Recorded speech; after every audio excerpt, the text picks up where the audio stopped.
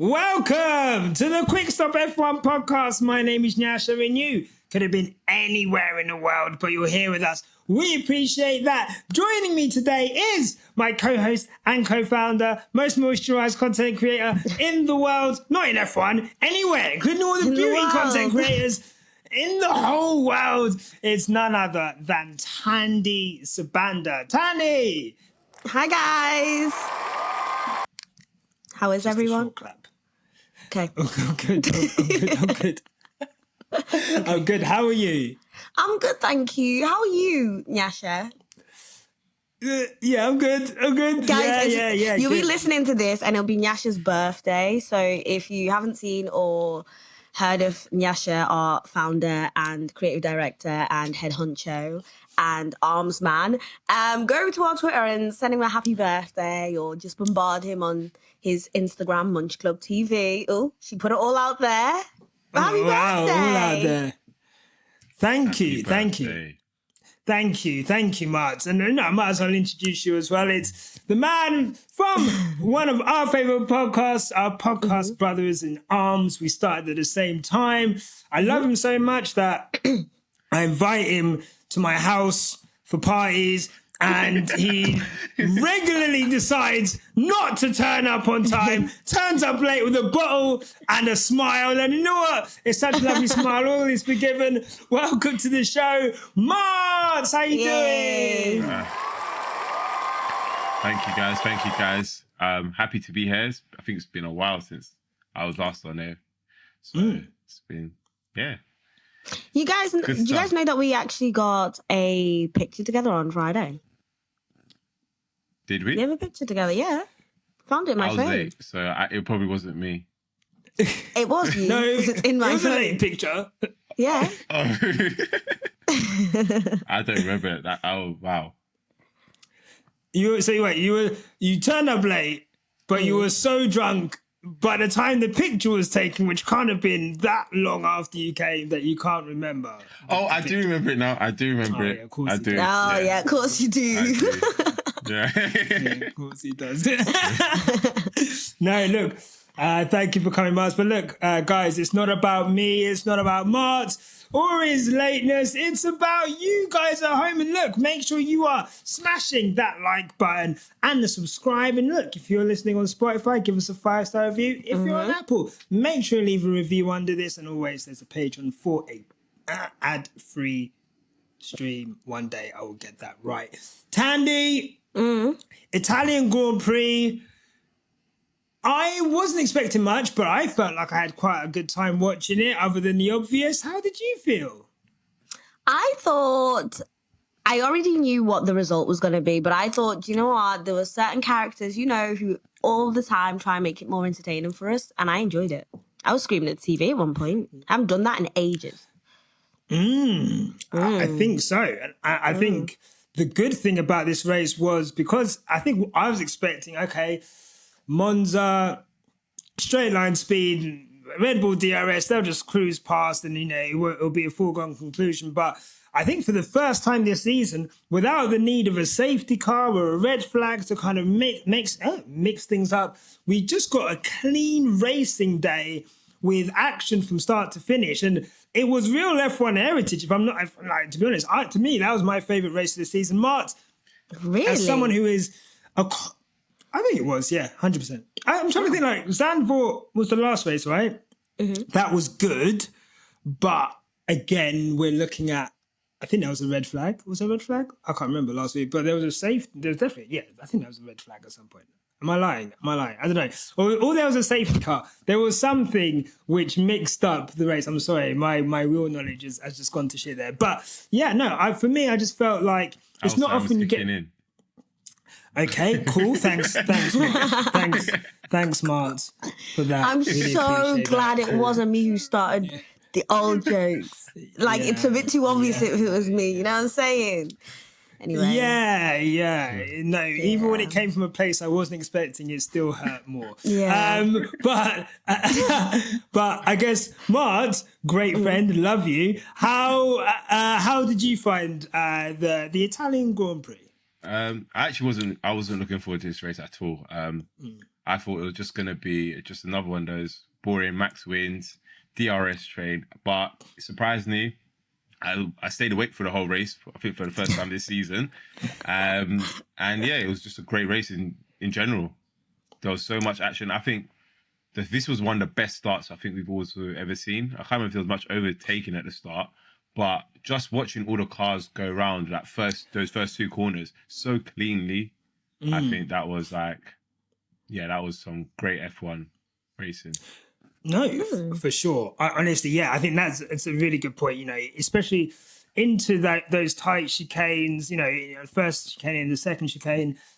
For all 19 cars, obviously after Tsunoda's retirement, to get through those without any incident whatsoever was good. I think at that point I was thinking, fuck, if it's not going to happen here, when are we going to see some action? And actually we saw it all the way down the field. I guess, look, let's get it out of the way, okay? History was made on Sunday, whether we like it or not.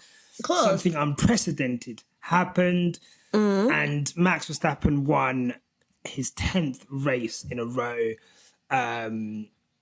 Red Bull have won, I can't even remember how many fucking races in a row they've won now. Incredible amount of wins. Basically. Since Brazil, since Brazil, they've won every race. Thandie. Yeah. All we've had all week, and we spoke about this last week on the pod, unfortunately you weren't able to be here, so I guess I'll get your opinion on this now. We've had a lot of people, Chris has said it's 15 races in a row, thank you very much. We've had a lot of people, and it's still kind of going on today with, we need to appreciate what's going on with Red Bull right now. We need to appreciate the brilliance of Red Bull and I guess by proxy, and not by proxy, on its own, Verstappen's own work in getting to those 10 races in a row. I guess, where do you stand on how much you respect the feat as a sporting feat? Achievement. Excellence, yeah. As a sporting achievement. Thank you, yeah. As a sporting achievement, I definitely agree that, we should celebrate it. It's obviously a record that's not been made before. And it's quite interesting and quite fascinating, if anything, that we actually do quite study the trajectory of Red Bull in the past 2 fucking years. Or should I say 3? Should I say 2? Yeah, 2. But and then you always get real questionable moments where you see Carlos Sainz in the same machinery that he's been in since the start of the season actually taking Max on. And it took Max 15 laps to pass him. So that's where it kind of almost confuses me, the theatrics of it all. But you know what? Happy to them. Happy to that man. May he eat it up and continue to eat it up. But unfortunately, the truth is, while this achievement is there, there's this willowing dark cloud of F1 fans who are just I'm bored. Yeah, right? I think, look, the shame is, I was watching the race and I was like, man, if Max Verstappen wasn't in this race and let's say Carlos Sainz was first, this is a fucking classic. Do you know what I mean? We've got a race for the lead pretty much all the way through with someone who is struggling to pass him. And, it's for me, some great action all the way down. I guess, Martz, where do you stand on Red Bull's achievements, Max's achievements? And I guess I'll put this to you. Having now achieved this, where does Max rank now in the pantheon of F1 greats?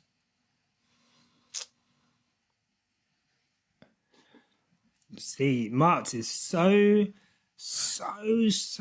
enthralled by Red Bull. So enthralled. This nigga's speechless. This nigga's speechless. Oh, sorry, he can't even imagine the words that want to come out of his mouth.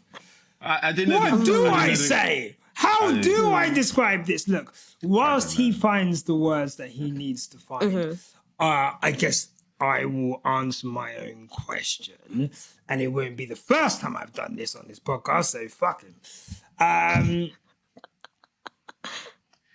I will say this. Go on. That someone texted me the other day and they're like, I can see the inner battle you have between the Max Verstappen hater and maybe like the purist F1 person in you that wants to kind of acknowledge what you're witnessing. And look, I've been watching F1, fuck me, I'm old, for like 3 decades now, pretty much, right? You know, week after week, race after race. I watched it through Schumacher. Schumacher was my favorite driver when I first started watching. Do you mean I watched all of that? I watched every race of that period. Obviously, I've lived and loved the Hamilton and Mercedes dominance. And what I will say about Max and Red Bull is that as much as I want to hate them, what I will say is, as a team and collective, these motherfuckers don't make mistakes. Yeah. Like, Don't miss. there's never don't Miss. a botched. They don't miss. They don't miss. No. Even in the heat of battle, they don't miss. I hate it. But it's true. No botched pit stops.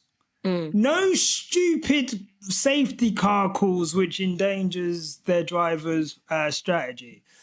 No, I don't know, Max doesn't accidentally yeet it off the track on his own one time like some drivers do in other cars, right? Yeah. That is what I respect very highly. The level of consistency, and you can hate me for this as much as you want, to do it race after race after race. It's easy having the best car. It's not easy for everyone from top to bottom to be so on point race after race after race after race. However, what I will say is this. It is verging on boring. It's probably already boring. Go. And the reason it's boring is because there's no one in Max's team to challenge Max. Sergio Perez is not that guy. And we established that weeks ago. No, but I tell you now, there's some people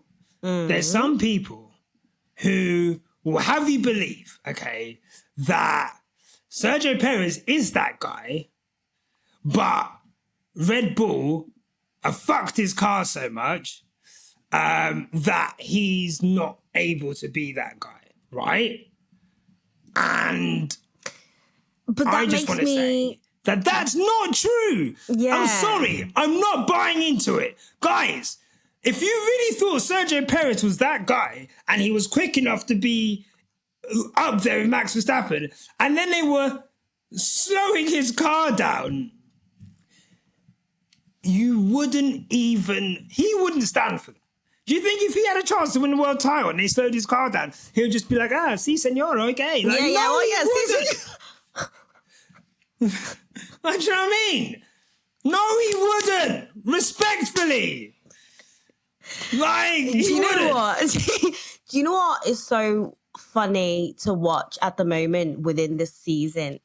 It's so funny to kind of watch the Bloods and the Crips of Formula One, which at the moment is the older watchers and like the DTS newer fans come together. You've seen that picture of the Bloods and the Crips, and they're both holding their what's it called, their bandanas together, and they've come together, and we've all collectively come together, and then but this is boring, you guys. This is boring.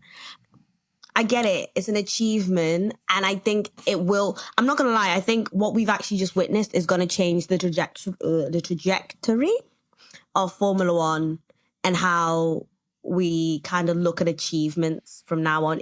It might be in the next few, years that we just don't look at a driver and say, yes, you are winning. That's what makes you a GOAT. I think now it's more like, yes, you might not be winning, but you collect points this way. Or yes, you might not be winning, but you defend this way. Which also brings me back to what I said at the start of the year, that I now just feel like we are in a place where people are just going to start standing individual drivers more than teams, because there actually is no actual teamhood, I feel, this season. There's no actual, feel of people who are actually working together to get to a place. It just feels like everyone's one for man, one for us all. And No, look. yeah. Oh, sorry. Did you have more to say on that? No. No. I was going to say, well, look, I think the sport was already kind of like that, but for sure it's getting like that. But that's what something like DTS does, right? It makes you fall in love with personalities more than it does teams, and then you start to back a driver based on how you feel and react to that person, right? And look, I'll talk about it later, but Charles Leclerc and Carlos Sainz battling out over that last podium, Piastri and Norris already, that kind of partnership seems to be a partnership that competitively looks like it's not. I don't know how long that's going to be able to last. I think Piastri is being a very good rookie and kind of keeping his mouth shut. But I think the longer that kind of goes on, again, how much inter-team kind of compliance they're going to be with that. But look, Martz, I know, like I asked you a question earlier and you were so enthralled by what you wanted to say that you couldn't possibly kind of talk to me and say it. And I know you've gathered your thoughts now. But Martz, I guess what I will say, what I will ask you is, I'll ask you, where do you rank Verstappen and Red Bull's kind of achievements and what they're kind of doing in the sport right now? I think it's amazing. Yeah. Sorry. Oh my God. Did I just say that? Ooh. I just slipped out. Oh my God. I'm gonna have to have another shower, man. It's horrible. It's horrible. Say it again. It's terrible. That's what I thought. No. Why is it amazing? No, you know what it is? I think it's more down to, this is what F1's all about. As much as I try to hate on what the Red Bull team are doing and how much you probably, as a Hamilton fan, I do not like it at all. This is the type of dominance that we've always wanted to see in the sport, I think. Like, this is what we wanted to see from Mercedes from basically 2014 to 19. We kind of wanted to see, 2020, sorry. We wanted to see that type of dominance from them, especially from Hamilton, but it never came, and we're just seeing it for where it is now. I never got to see the Schumacher era, so when they were doing what they were doing in 2004, you just see it on a Wikipedia page, and that's how you appreciate it. But when you're seeing it now live in the flesh, and you're watching it every race, Max Verstappen just winning race after race after race, it's incredible. Like, and I think it just goes to show why I think we talk about Adrian Newey just being probably the greatest thing that's ever happened to this sport. He's won how many? 11 championships, going on to be 12 this year. You just have to just give that man a round of applause, man. Look, people talk about I'll give him the clapping without the cheering. Hold on, I'll give him like the this clapping. He don't get the cheering, but he'll get the clapping. Yeah, he's done a great job in terms of building that car. I mean, whatever they throw at him. I would describe Newey. Has anyone watched Oppenheimer? Yeah. No, not yet. No. Yeah. Newey is Oppenheimer. Okay. All right. Okay. Fine. Great. Haven't we all, mate? Yeah, Oppenheimer obviously invented the atomic bomb, and in the movie, whether it's true or not, he does have a sense of guilt. He has to do these press conferences where he's got to kind of explain why it's so great, America. And he's obviously killed like a bunch of people, but who cares? Because America. And that's what it is. Newey has possibly brought the atomic bomb into Formula One, and it's like, yeah, Red Bull. To what extent, you know? To what extent? Yes, no, right? To what extent, right? Yeah. The pursuit of technical engineering brilliance. Do you know what I mean? At what expense for the rest of the sport? But As Kanye West once said, after you. one man should not have all that power. Is that what he said? Sorry. No one man should have all that power. No one man should have all is that what he power. says. Yeah, you know? Yeah. No, for sure, for sure. Look, you know, this, you know, hopefully we don't get cancelled for either the Oppenheimer take or the Kanye West reference. But I would say that what I would say, no, you're right. And I think, but the thing is, off that point, I guess, Martz, and I've got another question after this, but it's not Red, well, I was going to say it's not Red Bull's fault. Okay, I'll ask this question now. A lot of people watching this will say that this car, well, the 2021 car, was built after a cost cap violation. Now, no matter how big or small that cost cap violation was, there was still a breaking of the rules, and you know the amount that they went over. We're past that now, Nyasha. No, but okay. Let me finish. Let me land. I'll let you land there. Sorry. Well, okay, yeah. So, and before that, there was a 2021. How that finished, and you know, so they've got that World Drivers' Championship. Shouldn't have got that. Then they've built this car off the back of that. By the way, in the middle of a title fight, Mercedes had their bright idea of not developing the 2021 car any further because they were concentrating on making this slim, thick piece of shit called the W13. Red Bull were bringing update after update after update, and you know they overstepped on the cost cap, and then they were able to develop the 2022 car. The 2023 car is a development from the 2022 car.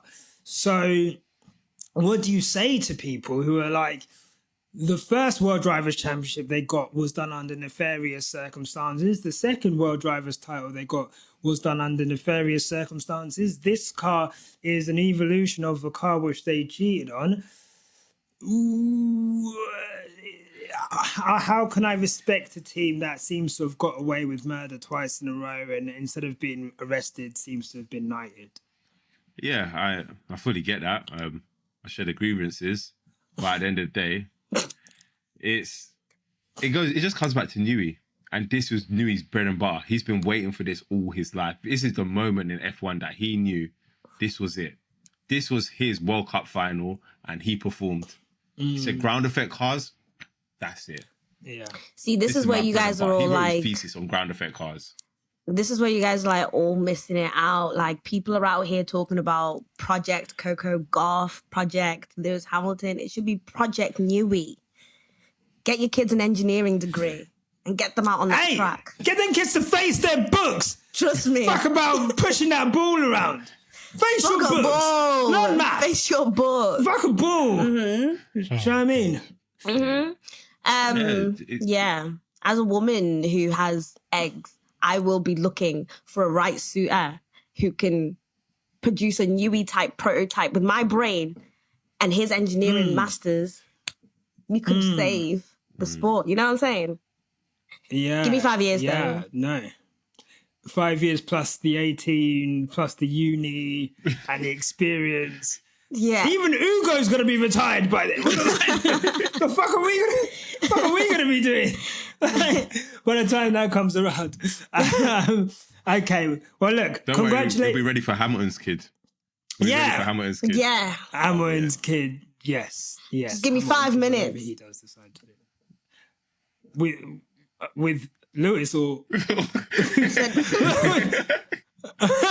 said what I said and I'll say it again. No, fair play. No, okay. I want 5 minutes for Lewis as well, but that's it. Pause. There's no pause about that. I mean, there's pause and there's like, what you said was what you said. Okay. Well, look. Congratulations to Max. And Congratulations Red to Bull, Denny. as much as She met Lewis as well. Sorry. she did. She did beat Lewis. Congratulations to Denny. Well done. No one deserves it more. She puts in a lot of work. And I think she deserves that. So well done. And you know what? I don't know, man. I see a lot of people on F1 Twitter. Yeah? Oscar F1 the Twitter is the Grouch. biggest bunch of haters in the world. That's why you guys will never know anything about any of us because you're all weirdos. Honestly. Sat at home. How can you be big mad haters? Like, get off your mum's laptop. Stop using your mum's Wi-Fi up. Go outside. Touch grass. Touch grass. Do you know what fucks me off about F1 Twitter? These motherfuckers will be sat there on their mum's Wi-Fi or in their fucking basement man cave not looking after their fucking kids. Your kids are crying. Where's Dad? What's Dad doing? Oh, he's downstairs arguing Daddy's with talking teenagers to his on Twitter. online friends on Twitter. Daddy's not now, son. Honestly. Yeah. Touch grass. Not now, son. I'm defending Martin Brundle for not talking to Meg Thee Stallion.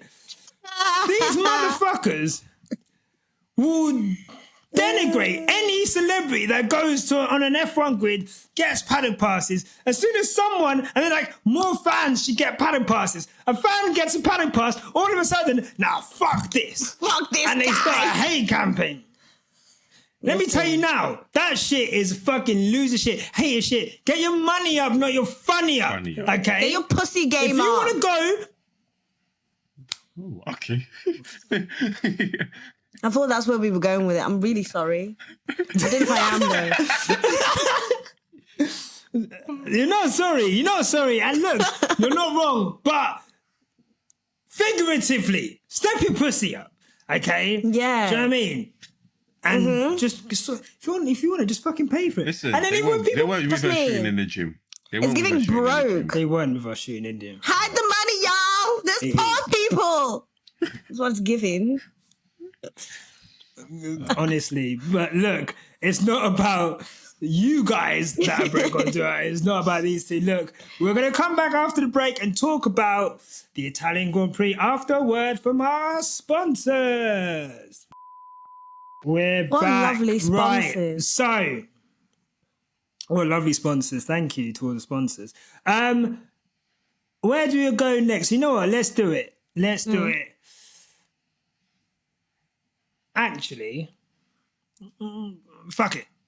Okay. Thandie, say something nice about Carlos Sainz. I knew he was going here. I could see it in his eyes.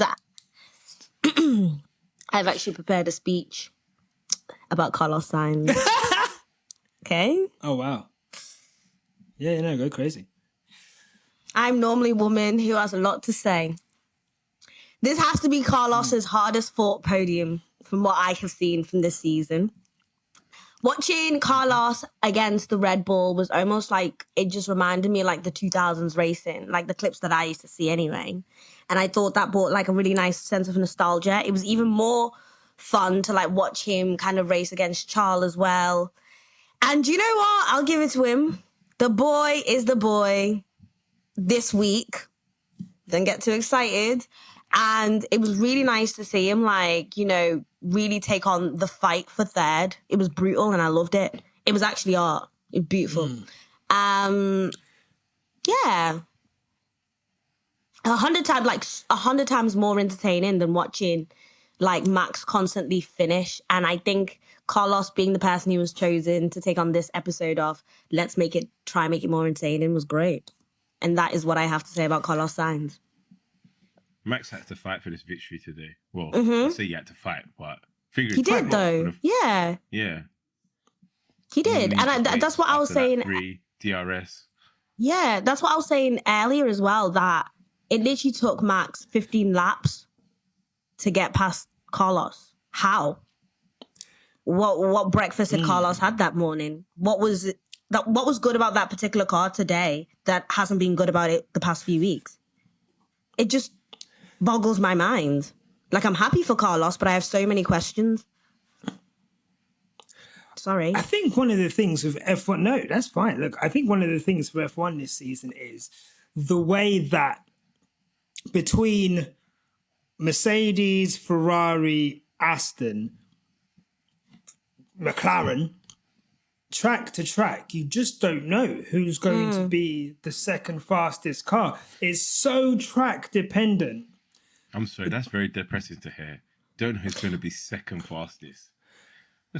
Because at one point, let's be honest, we were yeah. literally talking about the McLarens, and then Lando Norris hardly showed up this week. I'm sorry.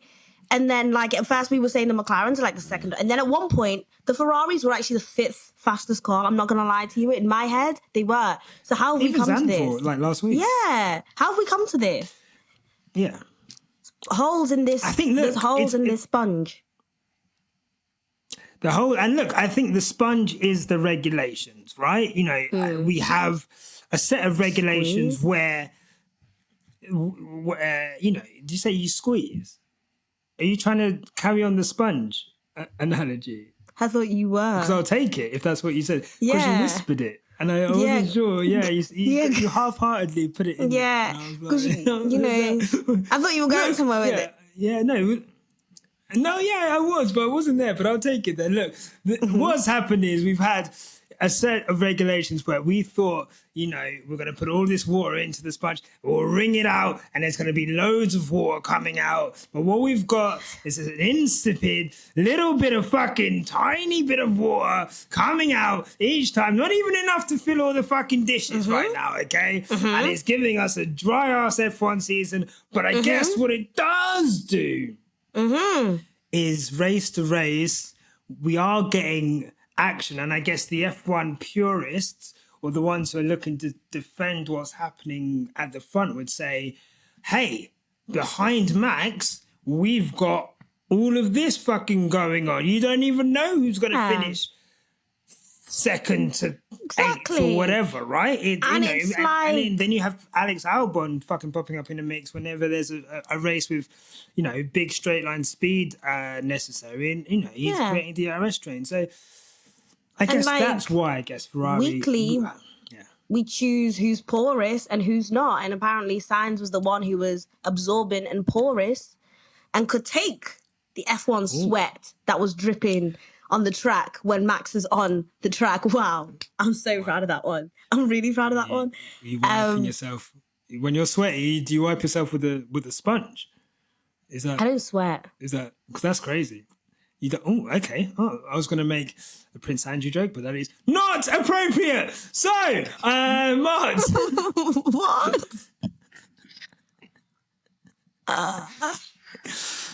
America. I thought it was mad. Wait.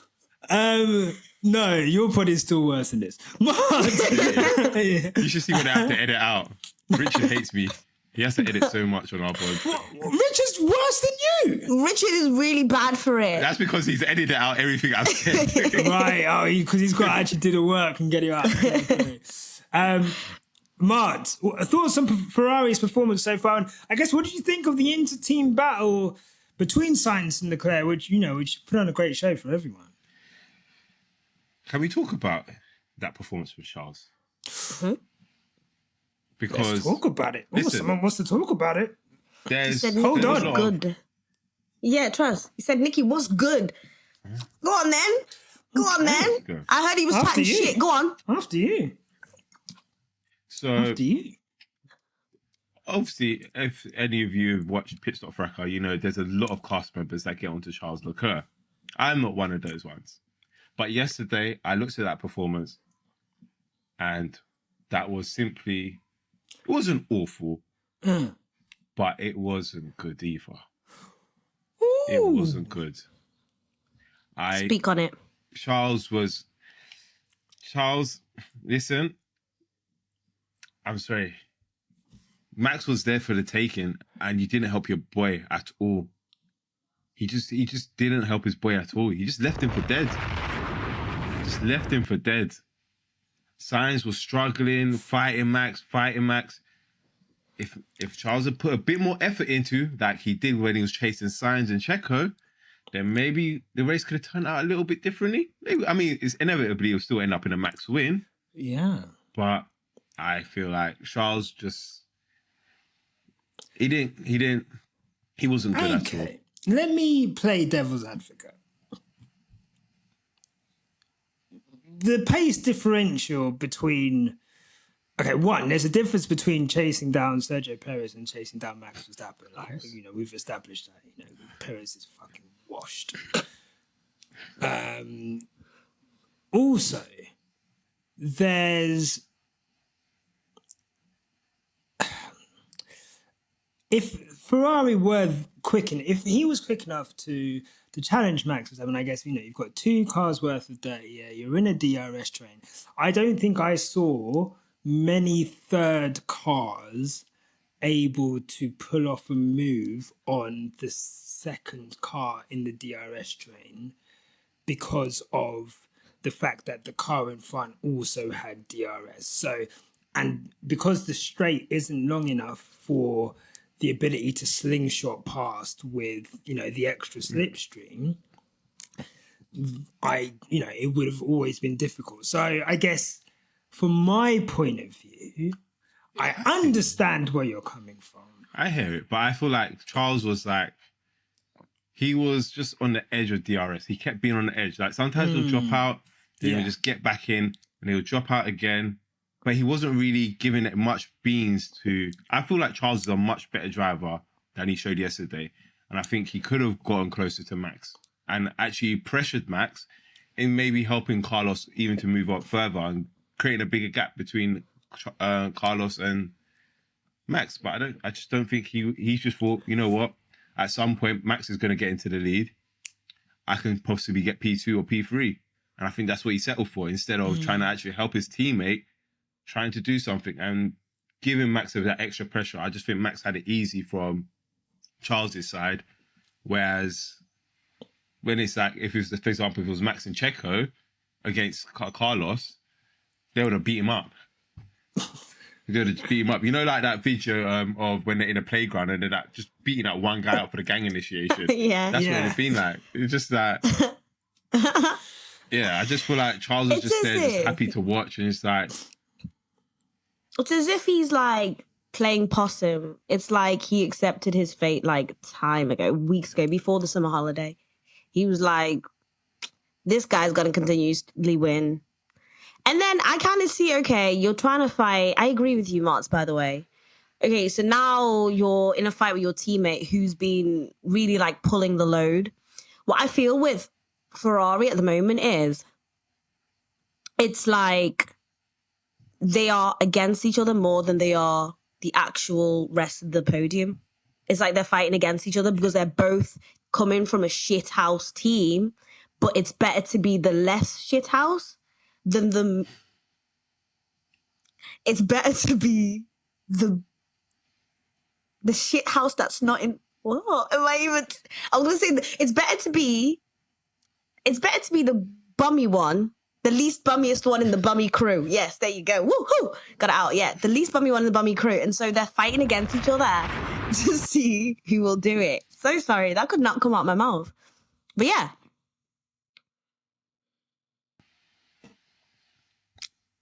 Yes, you're on mute. I'm glad that I keep doing that. It's so long into doing this podcast. I guess, again, shooting him some bail. The maximum either of them were ever going to achieve, given the pace of Perez, was third, right? Yeah. And so, do you want to help your teammate defend against Max and fuck up your tires and, do more of what you're doing rather than just trying to get in a position where when you do get behind your teammate, you get to fucking attack them and you get to take that third place off them? I don't hate that. I guess what I will say about Charles is that if there was such a differential between the two drivers, the same way there was at Red Bull, right? And also, you know what? I feel like if Lewis was in that position, Lewis would be able to get past Russell as well. My opinion. That's what I think. Maybe I'm biased. Alonso and Stroll, another example, right? Yeah. Of teammate. If there was such a difference between the two teammates as a lot of people would have you believe, and like I said last week, I'm no longer calling Leclerc a generational driver until he shows me that he is a generational driver. And if you are a generational driver, He's a you're Jensen Button at best. Pardon? He's a Jensen Button at best. Ooh, that is an insult. That is an insult. I don't think it's an insult. I love it. When You're an awful person. I love it. When Jensen came onto the scene, I think he was touted that he could be possibly a world champion. And when you put him behind the right car, he ended up being a world champion. And I think that's what Charles is. You look at him, he could possibly be a world champion. I don't see him winning multiple world championships, especially not against someone like Max, especially if Max is in a Red Bull or something. He's a Jensen. I think a Jensen Button at best. Maybe a Kimi that can be bothered. But then a Kimi that can be bothered is a very great driver as well. So, yeah. Sorry, I had to get my dog the fuck out of it. Honestly, this guy, it's his birthday, he's just acting up. No, I get it. I get it. Like, yeah, I think what we're saying is, look, drivers like Kimi Räikkönen, Jensen Button, I won't put Alonso in there, but who did you say? Damon Hill, right? Like, on their days. Guys are being so rude. Look, Damon Hill should have won. Damon Hill should have won two. They should have won two, really. Like, if Hamilton fans feel aggrieved at what happened to Hamilton, what happened to Damon Hill, like in '94, is like crazy. Like, do you know what I mean? Like, Schumacher's. This is what pisses me off. No, sometimes you just got to actually tell the truth, yeah. Don't talk to me about Schumacher compared to Hamilton. I'm sorry. Don't do it, okay? This guy's got more black marks against his name than them man that are assigned to the Black Pearl in Pirates of the Caribbean, okay? This guy should be doing life service on that boat, respectfully. Honestly, 94 fucking Adelaide, 97 Jerez, the countless amount of times a man nearly put his own brother into the wall. This is what people don't even understand. This guy was dirty as fuck. And anyway, so if you're a Damon Hill fan, you would say that this is why whenever you hear them on commentary, ask David Coulthard or fucking Damon Hill about, or even Martin Brundle. Martin Brundle was his teammate. Couldn't stand that motherfucker. Respectfully.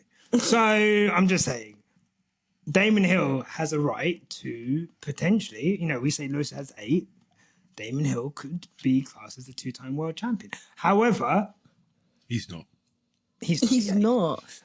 And he's not. He's a 1-time world champion. But what I'm saying is, I shouldn't have said that. What I'm saying is that Charles Leclerc is one of those, on his day, he is a quick driver, maybe unbeatable.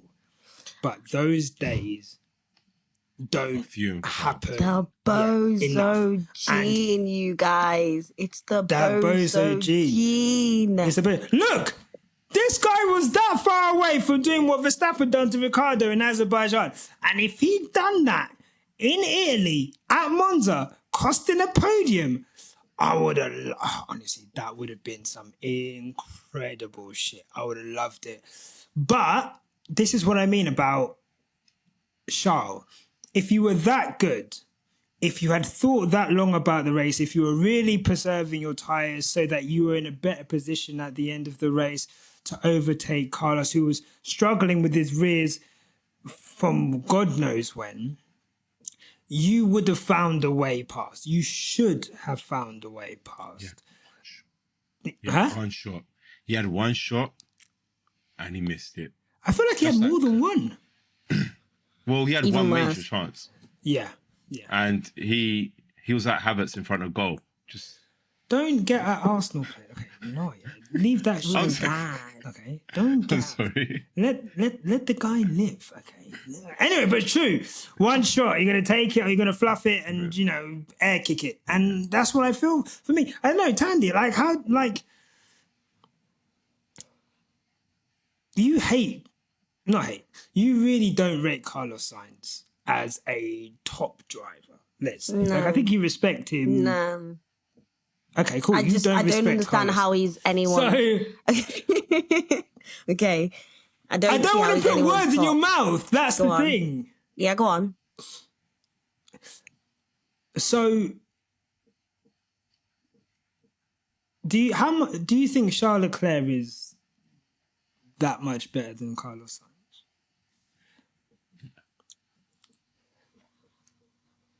Oh, never thought of this one. Okay, I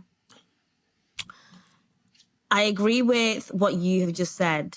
Charles has a day. Charles has the potential, but I don't know how long we can continue to say Charles has the potential. He's aging up. He's the same age as Max Verstappen, I'm pretty sure. And I feel like for the past 3 years on this podcast, how many years have we been doing this podcast? How many years have we been doing this podcast, plus more in my own time? Third year now. Yeah. In the past 3 years, we've been saying this is the golden boy who was chosen by Ferrari, and he's going to get better. When's the better coming? Is the better in the room with us now? Do you know what I mean? So, but Yeah. that is not to say that, as you said, obviously, we do have days where we see Charles absolutely flank it down the track, and he absolutely smashes it for an amazing podium. But unfortunately, for someone who we are going to start bigging up and saying this is an amazing driver, one of the best on the grid, the bar is in hell, basically. As of Carlos Sainz, I do not completely disagree that Carlos Sainz does not have great driver potential. I think I'd say Carlos Sainz is similar to Checo Perez when operating quite well. Yeah. Yeah. What you saying, Martz? Oh no, I was just agreeing with Thandie. I was gonna say, in terms of Carlos Sainz, I think Monza yesterday is the best you ever see him drive. Yeah. That's the best I've ever seen him drive this season. That's his ceiling. Yeah. He's one of those guys who has a lucky day, and on that lucky day, he will smash it, or on that unlucky day, you'll actually be questioning, Carlos, how the fuck did you get around to doing that? Carlos, why the fuck did you do that?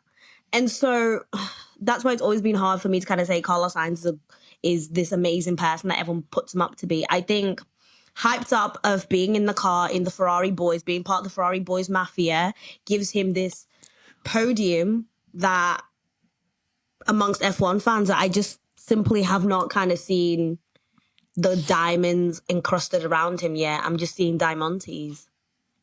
I don't. Yeah. And that's my opinion.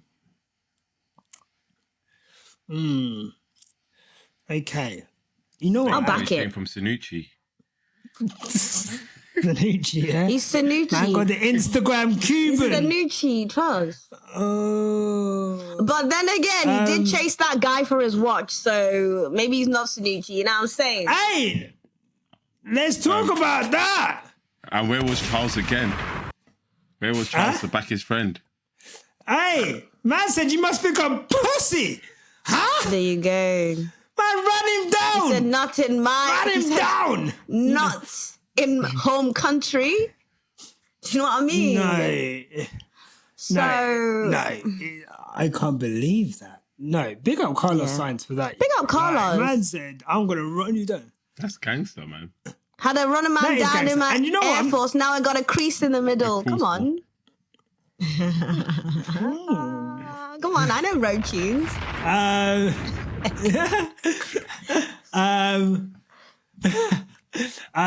I would say I really like the Carlos Sergio Perez comparison of a man who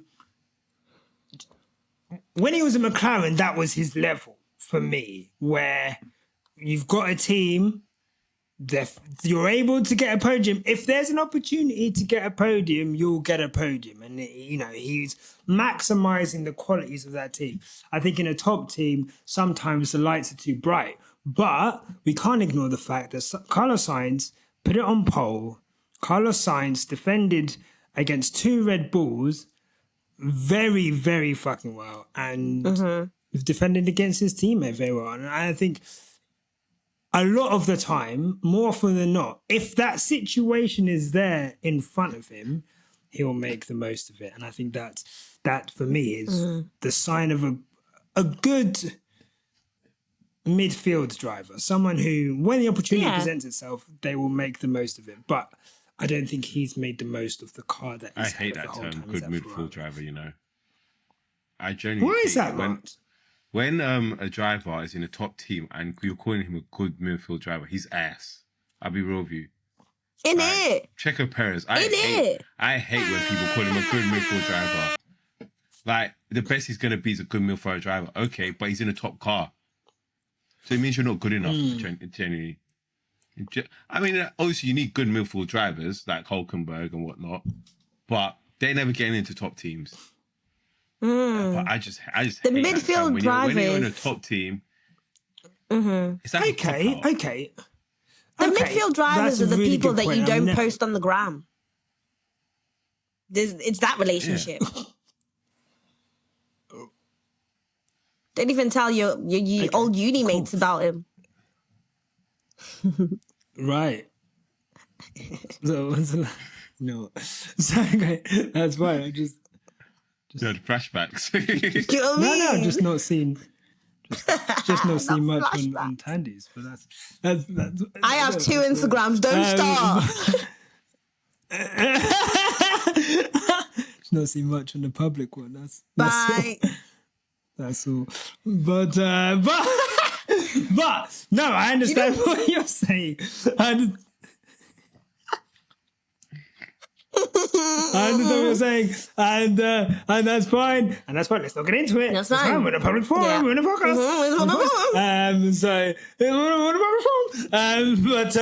But what I would say is no, for sure. Like, but I guess this gets into a thing. And look, this has gone a bit off piece. But why not? Well, let's just get to it. Fucking why not? Is the way that we judge F1 drivers too binary? So, like, for example, of like how we rate them. So, for example, Sergio Perez is, for all wants and purposes, doing a job in that second Red Bull most of the time. Taking aside that horrible run that he had, most of the time he's doing a reasonable job in a good car. But we've sat on here and called him all kinds of fucking shit. But I think that even someone like Daniel Ricciardo could do the exact same things he's doing. And I don't respect Daniel Ricciardo at all.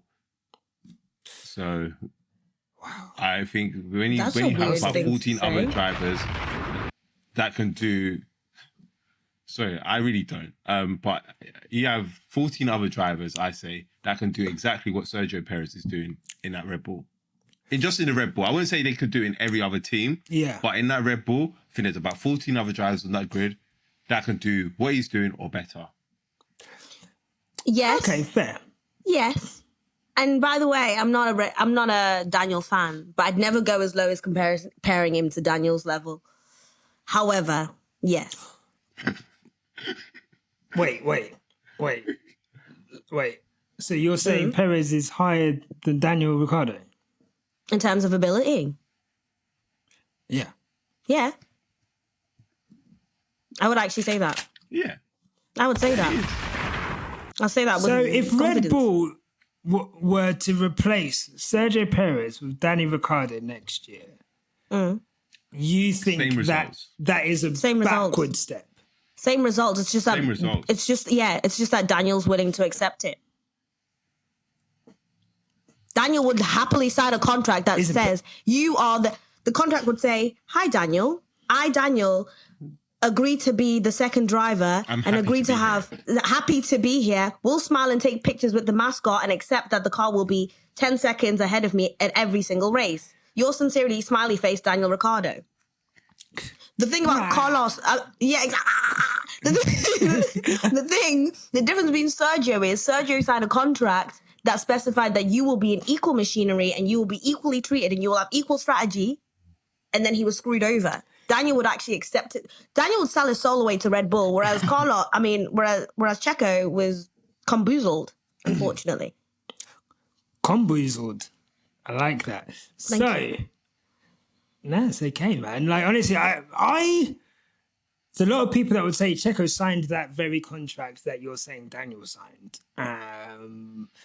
Do you think that contract's the same? He signed it in spirit. He signed Do it you in spirit. really He knew think what he was signing up for. the print on both those drivers' contracts are the same? You genuinely believe the print? If we had both of them, if I had my spies get me from the laptop, they would have the exact same print words. You know that. You're smarter than that, Nyasha. You've been in the game too long. Come on. Thandie, what I will say is what needs to be said.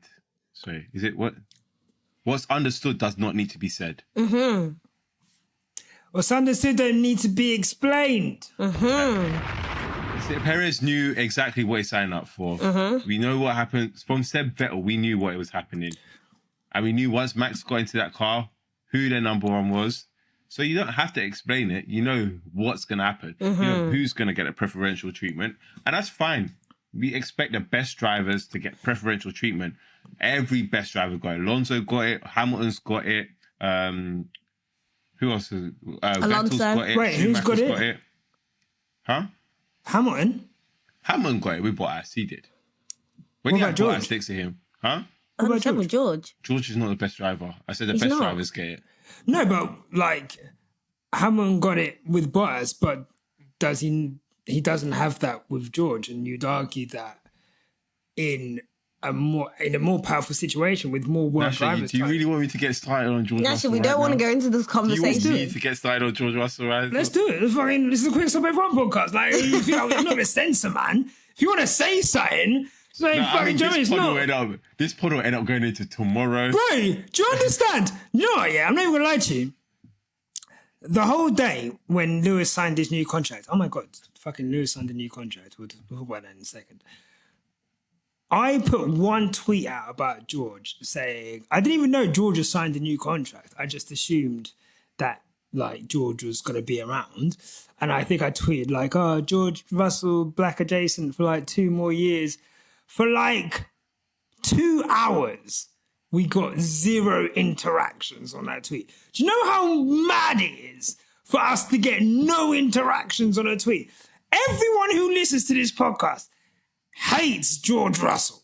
So if there's anything you want to say now about George, trust me, you're not going to get cancelled. People are probably going to be like, what Martz said about George, like, I really agree with that. Like, so the floor is yours. Yeah, I mean, George is George. I don't like him at all, man.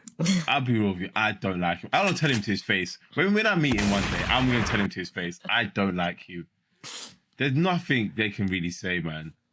Like Alonso, I don't like you. And I'll happily tell Alonso that to his face. I do not like you.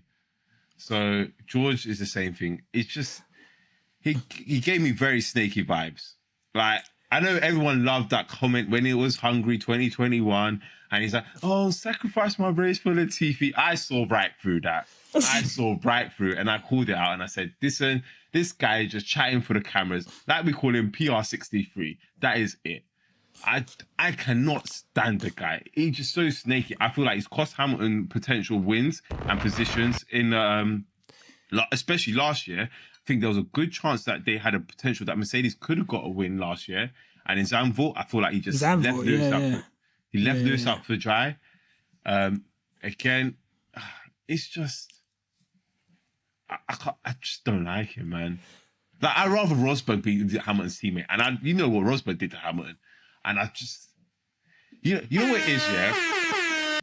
You know what it is. It's like racism. You know, there's 2 types of racism. There's overt racism, Yeah. And there's the one you get in Britain. Yeah, like Insidious. Like, Yeah. Insidious. I hate the one you get in Britain. Sinister. I'd rather you just call me what you want to call me. Yeah. I'd rather you call me what you want to call me. At least I know where it is. He's just very like... He's playing a game and I don't like it. Oh, Lord, they're coming for us this week. This week, they are coming for us. Okay, coming for you. We don't care. Coming for who? They're going to launch care. you. They're going to lynch you. We don't care. Let me tell you right now. We don't care. We don't care. We don't care.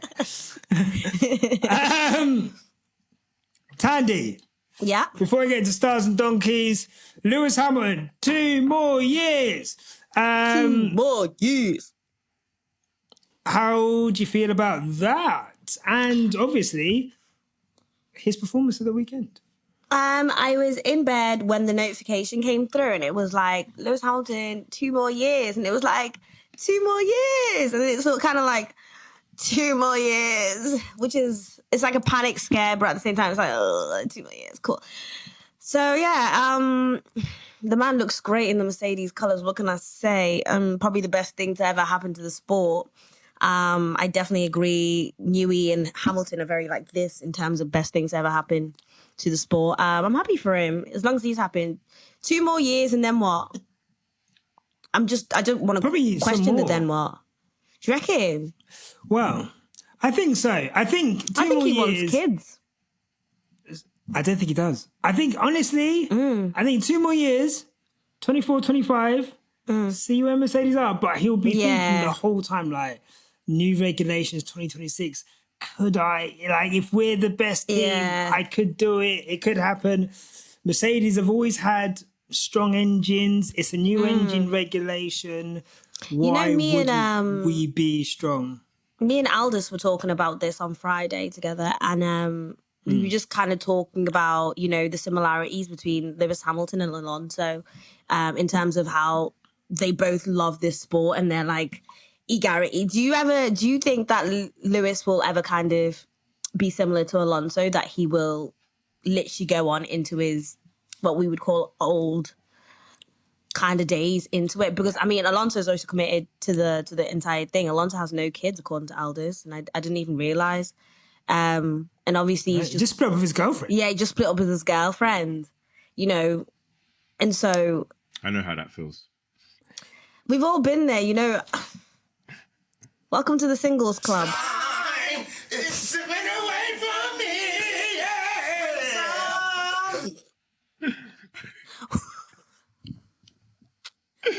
Yeah. Look, it's okay.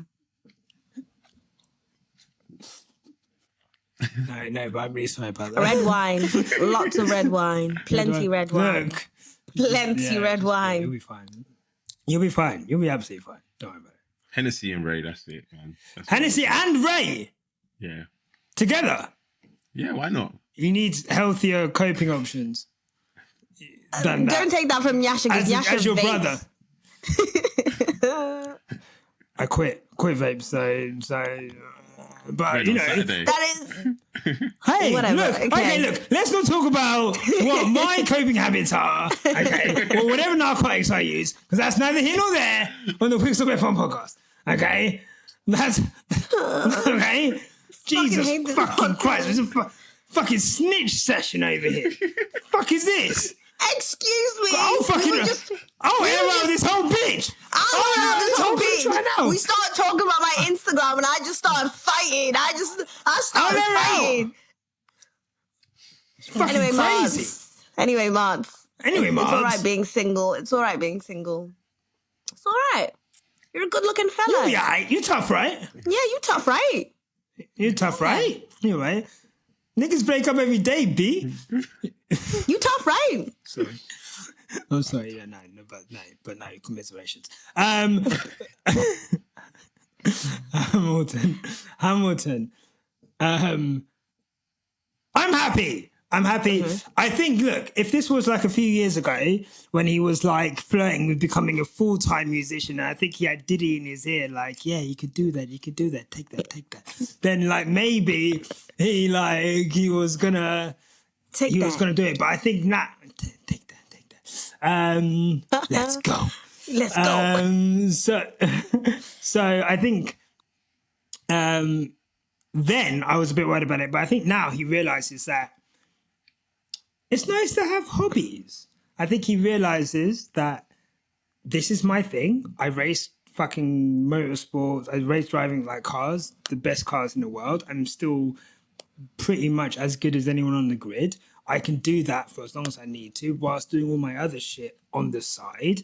And then I genuinely think that he will go until a point where he falls off a cliff, or until a point where I think he gets at least like 1 or 2 more world championships. To be on the precipice of history and have to then make a decision yourself to stop, rather than someone saying, kind of like Michael Schumacher, look, we're gonna kick you out now and get Kimi Räikkönen. So I don't know what you're doing. Kind of like when I have to kick niggas out my house and I have to be like, look, I'm going to bed. I don't know what you're doing, but you need to go somewhere. Then yeah, I think he'll be okay for another, at least. I think Fernando's 42, Lewis is 38, 39. So as long as Alonso's still there, Lewis has always got that kind of barometer of like, well, I can still keep going. So why not? I think the quality on the grid is so bad that you need Lewis for another 5 years anyway. I wouldn't be surprised if they quite literally begged him to be like, please. Him and Alonso, they're going to be dead to like 50. Trust. Look, apparently the cars are so easy to drive these days that that's not an issue. So why not? Well, look, let's go. Star of the day. Martz, as the guest, you get to go first. Who's your star of the day? So I said it on our pod yesterday who my driver of the day was, and I'm going to stick with it. Lewis Hamilton. Don't piss me off! Let me explain, because I know some of you might be thinking, why Lewis Hamilton? So, Mercedes put him on a terrible strategy at the beginning of the race. I'll be real with you. Put him on the hards. Was a terrible strategy. Again, what did they do? Lewis and Michelin. I think it was a bad strategy. But it helped him towards the end. Yeah, but that's because it's Lewis. Like, but that's Lewis tax. Lewis and Michelin, like that's exactly. Yeah. Okay. So, yeah, Lewis, well done. Then he had a little bit of a Charles Leclerc moment where he decided to do something stupid. And as much as I know people want to say, oh, but everyone else done it, why? It was a Stonewall penalty. Yeah. Yeah. Shall we talk about that quickly before you carry on? Yeah, go on. Obviously, Lewis got the 5-second penalty against Piastri. Kind of moving in the braking zone, and kind of not giving enough space, essentially. And, this was something that, I'm not going to lie, Vettel started doing in his later years, which it was reminiscent slightly of Vettel in Brazil against Leclerc, kind of moving over where he didn't really need to move over and creating an accident. How do I put this? I just think it's the Alzheimer's kicking in early. You've got to drive for a bit, and it is just like, that was it. And listen, I love him. I'm Lewis's biggest fan, but sometimes you just got to admit when he just does something stupid, and it's like, as much as you don't want to talk about it, it's funny as well. We can look back at it and laugh at it now, because it is funny. Because then, what did he go on to do? He went on to do the greatest thing one of the greatest things I've ever seen from him. He went and put 5 seconds on Albon in 3 laps. In 3 laps, In 3 laps. Yeah. And as much as you want to say, as much you want to say Albon held the pack up and whatnot, and he was being a bit of a, as they call him, a terrorist, I just think that's still amazing. In 3 laps, to put 5 seconds on somebody. Well, it's not even 5, it was 7.2 seconds. 7 seconds, yeah. It's why he's the GOAT. It is why he's the GOAT. And the fact that you can do that in one race, and he's done this multiple times where he's gotten penalties and he's outdriven these penalties, and for me, he's just the greatest. I love him so much. I don't doubt that at all. I love him too.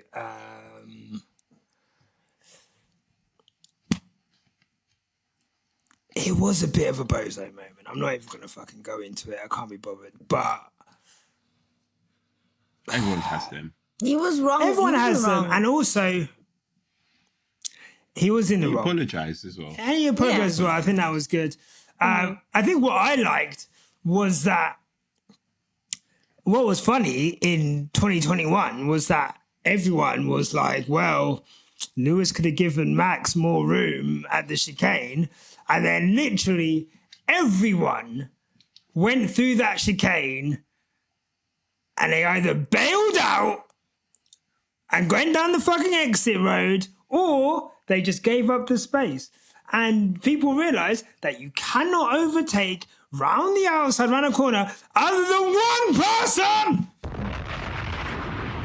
Only one man the whole race went down the outside into that first chicane.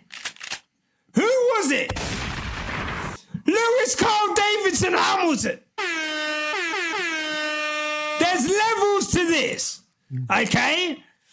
Your driver might have to pussy out of that chicane, respectfully. My driver doesn't. Why?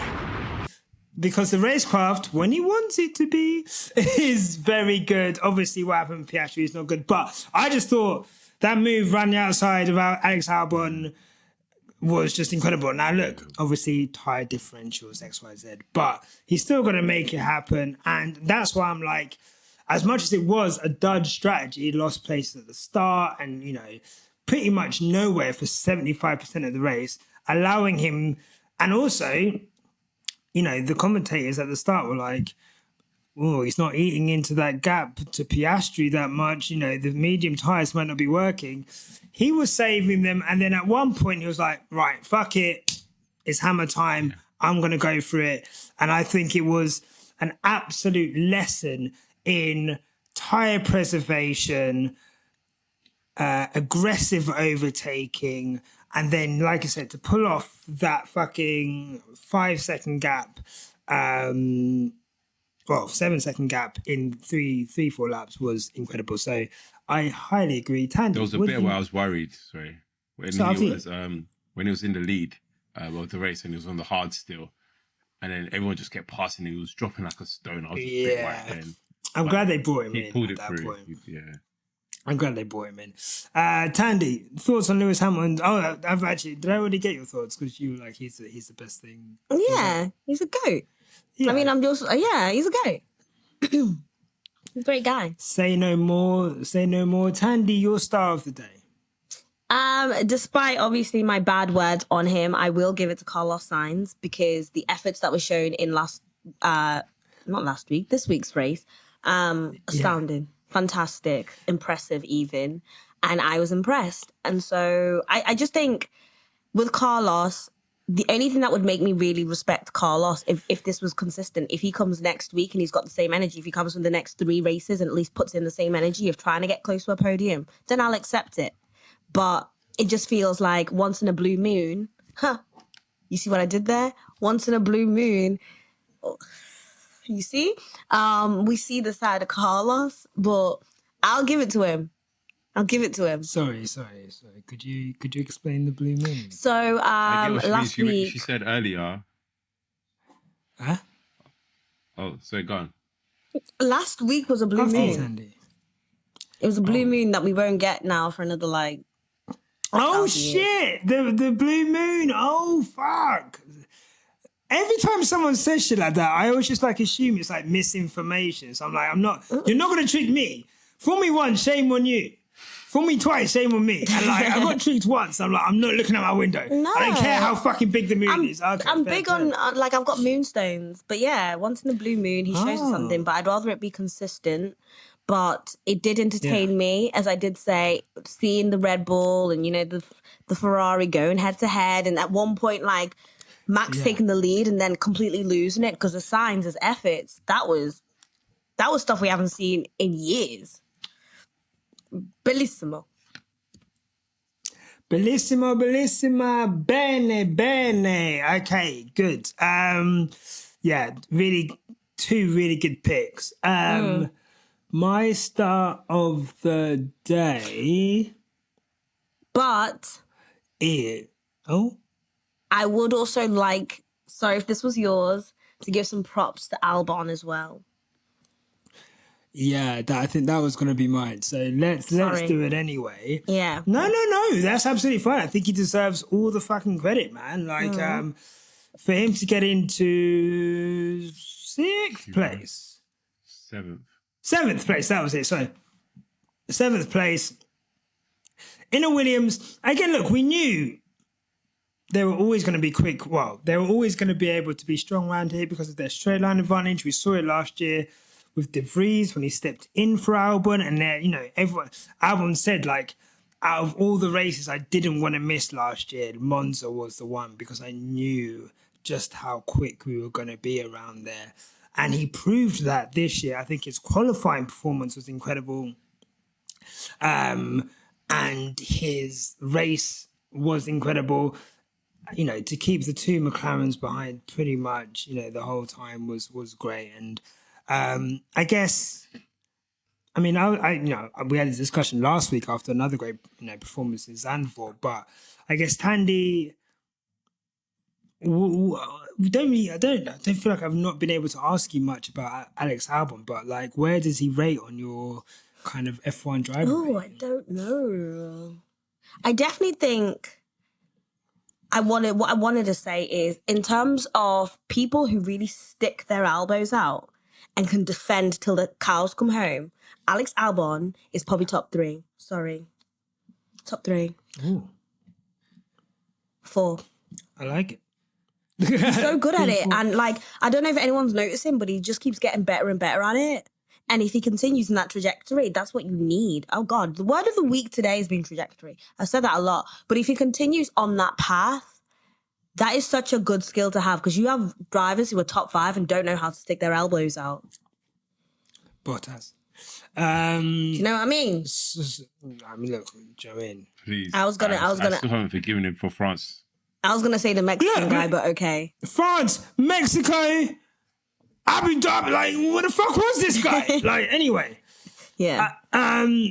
Look, and this is why I'm like, as much as I hate George, people are like, we want Bottas back because Bottas just fucking was in love with Lewis. And it's like, guys, I'm sorry, we don't run race teams based on fucking... If he really loved Lewis, he would have won the championship. This is what I'm trying to say to you, yeah? I'm sorry, yeah? There's people who either didn't watch 2021 and came in afterwards, and all they've seen is like that Lewis was like, Valtteri's my best teammate.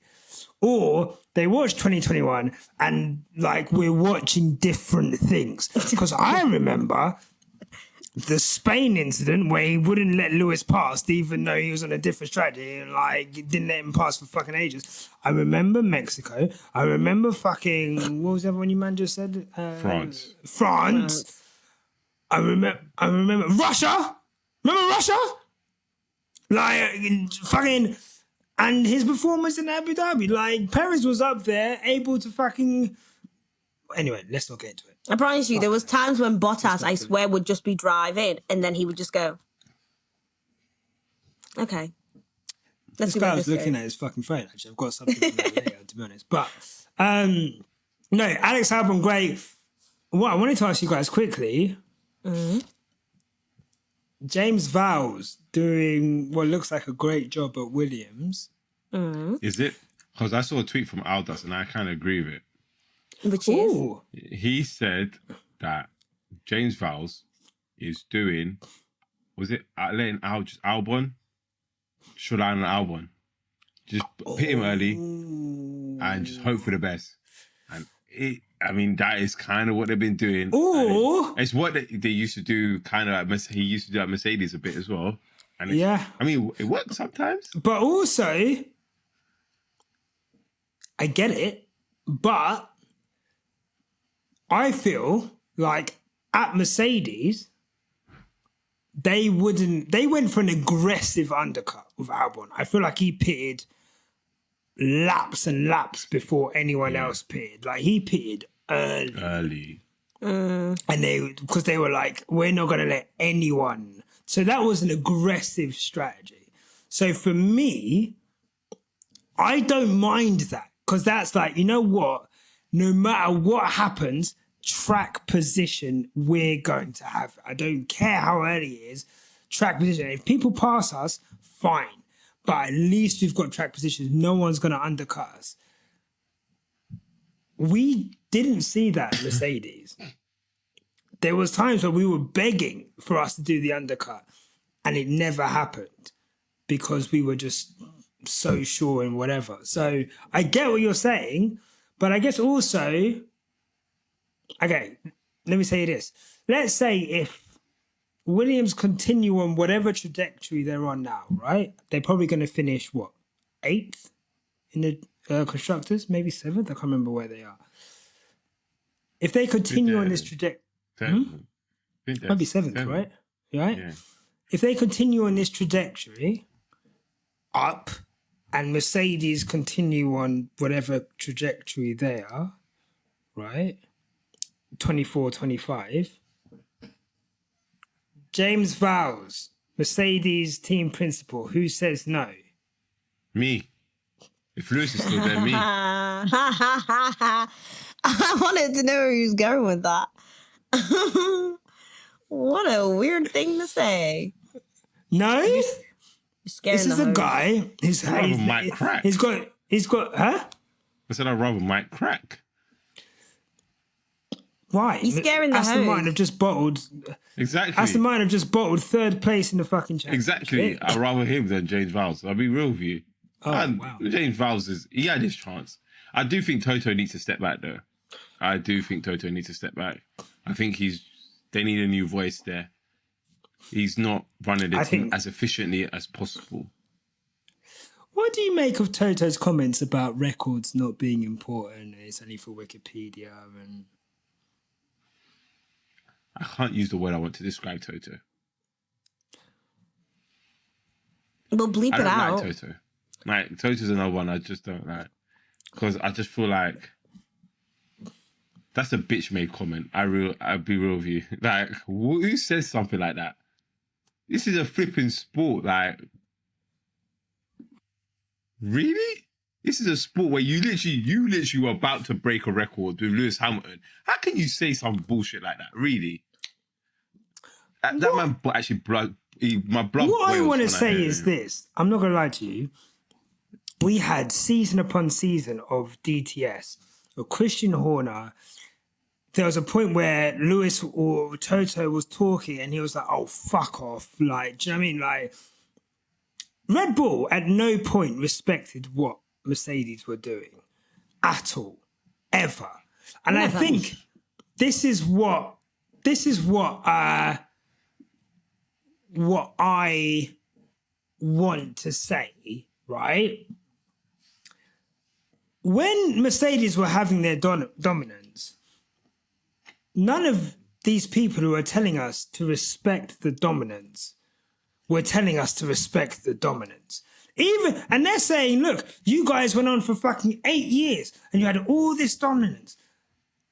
Well, let me tell you, in 2015, 2016, there was not one person in the media that was like, wow, we need to really respect what Mercedes and Lewis Hamilton are doing now. They hated it. Maybe because it came off the back of 4 years of fucking Vettel dominance or whatever. But again, we've just come off of 8 years of Hamilton dominance. So it's crazy that after 4 years of Vettel dominance, then we have another fucking period and you refuse to respect that as it is. After 8 years of fucking Mercedes dominance, we have fucking 2 years of Red Bull, 3 years World Constructors Championships, basically. 2 years World Driver Championship, or the other way around, I can't remember. The other way around, sorry. 2 years Constructors, 3 years Drivers, potentially this year. The way that I'm going to post Hamilton Insights did an incredible post the other day. And I'm just going to read a little bit of it because This page, by the way, is like the fucking one of my favorite Twitter pages. Like they do everything so fucking right. Give me 2 seconds. I want to find it now. Here we go. Right, this fucking paragraph in particular was the one. I'm just going to link it here for you, Chris, so you've got it. And everyone can see it. There you go. It's in the chat. It's a real pity that the F1 media has always driven the narrative that someone beating Lewis was him undone. He's not. Lewis Hamilton is timeless, just like Schumacher, Senna, Lauda, Fangio before him. Celebrating Lewis's greatness has never been opposed to celebrating Michael's or Ayrton's greatness. They all belong to the sports pantheon. The media narrative is the reason the fan base became this fractured, this antagonistic. Grooming someone as Lewis's nemesis or as his undoing is so cleaving. And for what? To preserve the idea of a certain demographic's supremacy over the sport. And for someone, I don't know if they wrote that. If they did write that, that is, I mean, the whole thing is an incredible thing. And if they did write that, that's some of the best writing I've ever seen. But I think for me, this is what I can't get behind with F1 right now. All of us have seen the script. Okay? We've seen the script. We saw the script in 2021. We saw the script in fucking Brazil when they refused to give Max a penalty. We saw the fucking script in Saudi Arabia when they refused to give Max a penalty until after the race, and then they made the penalty just enough so he still finished second, but not enough to ruin the championship battle. We saw what happened in Abu Dhabi 2021. And not to hark back to it, but that whole season, what, you know, people say F1 Twitter is so fractious. Sky Sports journalists can't say anything on F1 Twitter without someone saying anything or like being like bullied or whatever. Shit. Exactly, right? But this is what I'm trying to say. They fucking built Verstappen into this guy that is, his whole thing was, you are going to topple Lewis Hamilton. And on top of that, you are now going to be the one to be the flag bearer, the standard setter, as Martin Brother always likes to put it, the high water tide mark in the sport. You're going to take it to another level. An honest John cannot be fooled, okay? And at the end of the day, I've kind of struggled to put into words why I can't respect Verstappen and whatever's going on right now. And I'm sorry, I can't even remember where we started on this point.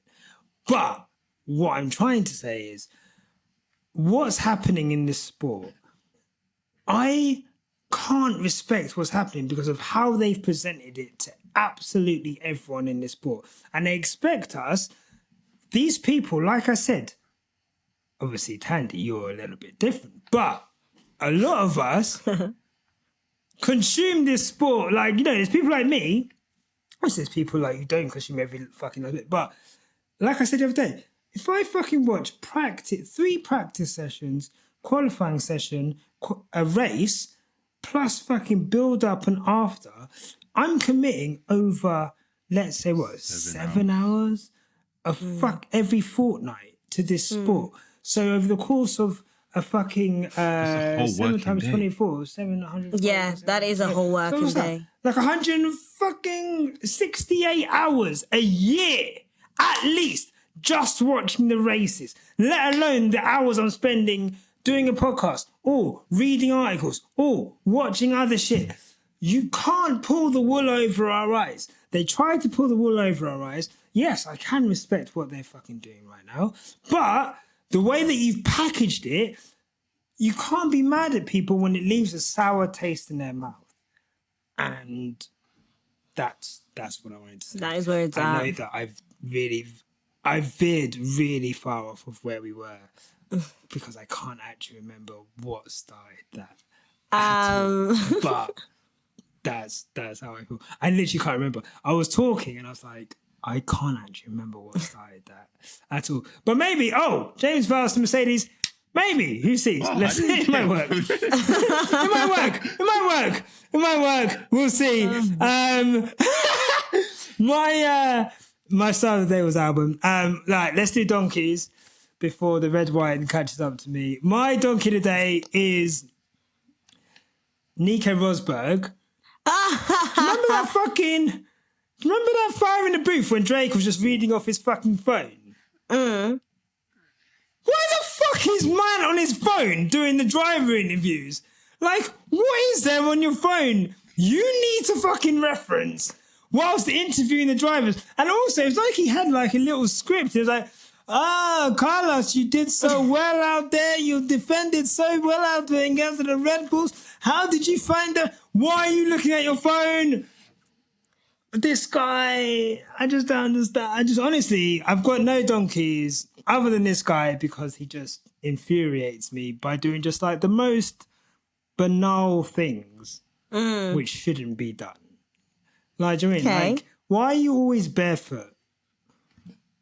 Why are you always sweating profusely?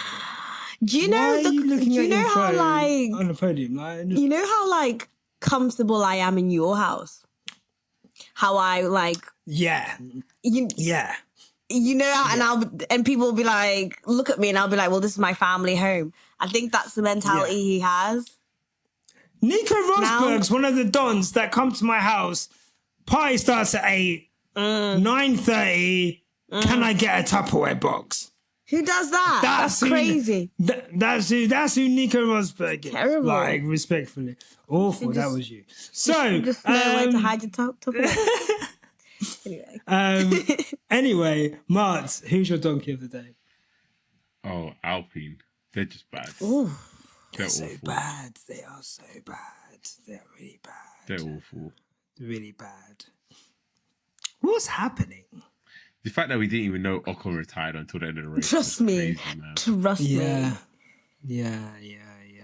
No, honestly, really bad. I don't know what the hell happened with them. Yeah. But the thing is, they had a podium last race, so it's like the variance in their weekends just feels like it's either like win or bust, to be honest. But bust off more often than It's not. an anomaly. That podium was an anomaly. It was, but yeah, for sure. No, it wasn't an anomaly. They're not great, and It's that when Ocon won in Hungary. It's just an anomaly. It just doesn't really make sense. Binotto was in the paddock this week. People are saying he's going to go to Alpine. Do you think that makes him a strong prospect? I think if they can redevelop the engine a bit and change a few things, if they can get away with it, then why not? Other than that, I don't see what he's going to do, really. They got the same problem as Ferrari. It's what's it called? Organizational structure. That's what their problem is. And they just need a good team principal to come in and sort that out. And I don't think Binotto is that guy. Fair play. Thandie? I have nothing to say about that team. Are you asking me who my donkey is? No, just a quick word on Alpine and then... I have nothing to say about Alpine at all. I don't know where they've kind of just plummeted, to be honest. I'm not really even paying attention. I kind of forgot they even existed, which is sad. Yeah, no. Fair play. Maybe they're running on Alpine. No, that's fair. Don't know.